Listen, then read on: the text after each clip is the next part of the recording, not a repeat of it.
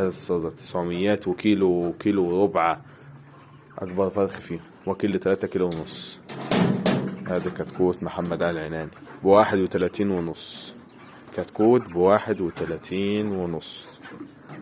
كتكوت ده صدى، يعني المعامل الأهالي قطعان الأهالي بتفرزه وترميه، ما بيترباش الكتكوت ده ب31 ونص. السلام عليكم، ازيك يا هندسة؟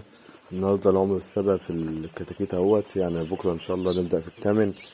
الفراخ واكلين لحد دلوقتي هندسة بتاع 130 كيلو علف، بس الوزن يا هندسة ضايع خالص. يعني الوزن متوسط 130 135 جرام للفرخ الواحد. المفروض النهاردة على الأقل يكون 180 200 185. الفرخ 135 الوزن دلوقتي.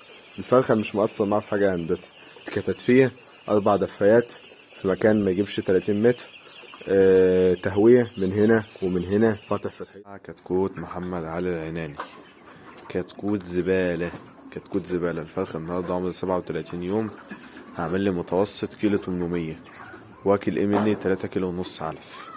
كتكوت زبالة من عمر اسبوع، وانا مكلمه وعرفه قايل له كتكوت زبالة ومش جايب. كان عمر اسبوع المفروض يكون 180 جرام، مديني 130 جرام، ومعرفه معاه الفيديوهات ومعاه المحادثات. اللي انت عايزه يا عم اسامه ومش اللي انت عايزه، الكلام اللي احنا ما منوش فايده ده. ودلوقتي اهوت الفرخ قدامكم، فرخ زباله اهو. منعت زباله، حطت له علاجات بما فيه الكفايه، عملت معاه البدع، مش جايب لي وزن واكل اهو. كيلو 800 واكل 3 كيلو ونص علف، مديلي كيلو 800 اهو. وادي الصردة اللي فيهم، هما كلهم صردة اصلا. ادي الصردة، هذا الصدى 900 وكيلو وربع. أكبر فرخ فيهم واكل ل3 كيلو ونص. هذا كتكوت محمد علي العناني ب31 ونص. كتكوت ب31 ونص.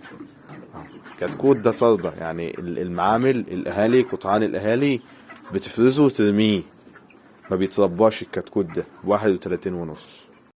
السلام عليكم، ازيك يا هندسة؟ النهاردة العمر السابع في الكتاكيت اهوت، يعني بكرة ان شاء الله نبدأ في الثامن.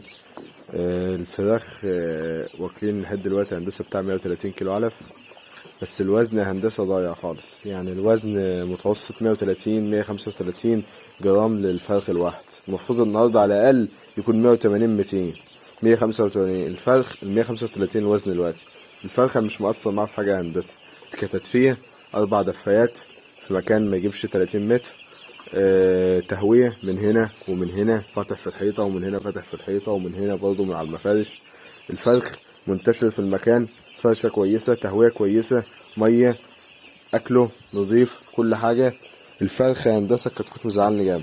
يعني ده كتكوت النهاردة عمر 7 أيام، مديني متوسط كيلو 300 جرام، كيلو 130 جرام.